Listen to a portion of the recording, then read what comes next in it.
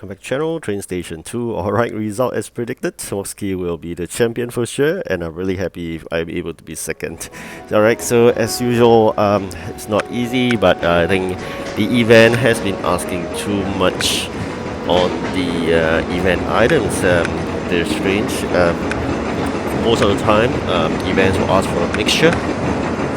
Some event items and balance it off with the non-event items. But in this event itself, they focus too much on event items, and bear in mind, event items takes a long while to manufacture, especially if you only have 2 slots. For me, I've upgraded to 4 slots, and I have engage an additional dispatcher in addition to my 9th dispatcher, so in total we have 10. In addition to Harry, we will have 11 at times. But that said, it is still insufficient in terms of speed because of the capacity. We are not able to catch up really fast.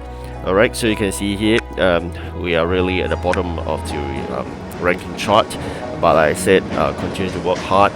Eventually we will be able to surpass the rest of the competitors. The only one that I will never be able to beat, that will be Moske, who is still in the team.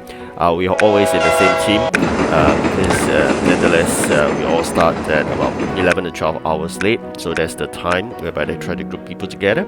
So also I believe they group by region. So if you are in the different servers, you get grouped together, unless you are willing to start like on the spot of the 8 p.m. Central time, then probably be joining the western part of the world. But that's it, you'll be losing out because of the sleeping time, so that's also an issue. But bear in mind, all this has its pros and cons, and we're just happy with where we are. Bearing if we have 250 event coins per competitions, we will just need 4 competitions to get that 1000 event coins train. That's the point. Unlike the previous time, whereby you have lots of those event coins you can exchange for coins or i.e. gold, but no longer. That has been kept at 10 packs in the competition. We used to have 100. That's a lot. People just go for the gold without even bothering about the train. But this is no longer the way. They have tried to kept in the coins as well as the blue maps. So these are the 2 that will not allow you to make good progress. Because I'm going to share with you, if you upgrade your train, you need coins, you need parts. So by doing one of the component, which is coins, they control in your capacity in your train. So if you really want to have a huge capacity in your train, pay real money, and that's how the developer make money out of it. The other one that they control is the warehouse capacity, because you need blue maps to increase the population. And again, you pay real money, then you can increase your population, you can increase your warehouse space.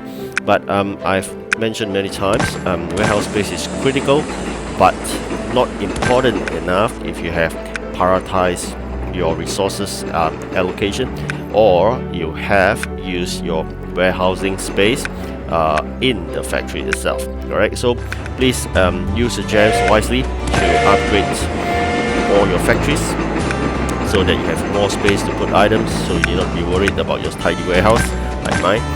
But it's good you can start getting the blue maps out of events or from the ship trade itself. Alright, so there is a bonus for this event, which they gave extra EP sometimes.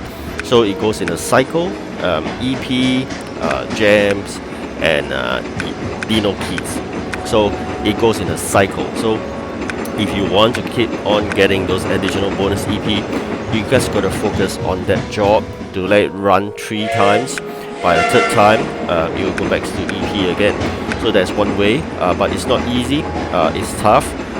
Do not be worried about missing that bonus for the gems or for the Dino keys, but you must fulfill that 3 hours for that EP, because that's the winning part of it. Okay, so Generally, that's how I do it, and I'm able to climb up the ranks. And also, the EP given for each job, I find it's too small for these events. So I don't know, is it purposely they do it that way, but it's just a bit stingy. In terms of the Dino keys, it's just too little. You're giving people like 13 Dino keys. It's not that attractive, and it takes a while to do a job. So this is not really good. Bear in mind, we need 4,000 to change a legendary. How many 13 keys job you have to do? Developers not making ground sensing well, really poor at sensing the ground. Understanding players' perspective is more towards revenue generation. That is not fantastic. This is something I think the developer got to think through again. But as a player, especially free to play, just do your best. Do not be worried about not doing well enough. Bear in mind, you're not paying a single cent. You play and enjoy your game as what you could do best. Of course, you will feel sometimes disappointed that you were losing competition because there are many pay-to-win customers. So don't be concerned about losing because if you pay, you are losing. So don't worry about that, right? So collect coins. I mean, they'll try to stop us.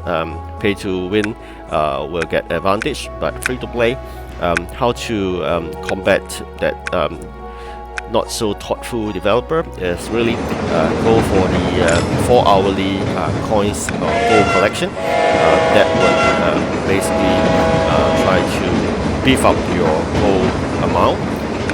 Population upgrade, go for ship trade, go for special events like the airport event to get more blue maps. Okay, so these are the events that collect blue maps. Being away jobs that give also called requests a huge amount of blue maps, so that will save you blue maps as well. So that's how you combat the lack of blue maps and the lack of coins. Take advantage of the competition, even though there's only 10 packs of the coins in the gold changing. Change all the 10, and then eventually we just got to be wise in upgrading the capacity of the trains.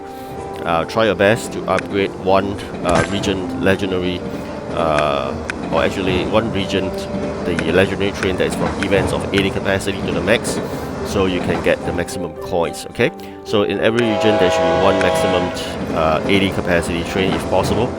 Alright, so we got that reward as usual. Nothing much to shout about. It's a 1 star, it's common.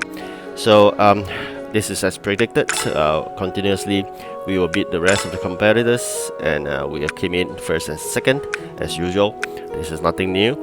At this moment, probably Mosky is asleep, so we managed to beat him to the top spot, but it will just be a temporary moment because he really fast.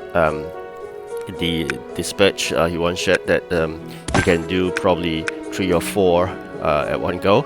So this is really amazing speed, all thanks to his good planning. A lot of keys and parts and coins he collected to upgrade the maximum capacity in Russia. So he's really good in this game. Unfortunately, I don't see any channel from him. Otherwise, it'd be good to see how he played. So do activate the bonus round as and when possible when you are prepared, so you can get it going towards the third one, whereby you go back to XP, the EP again.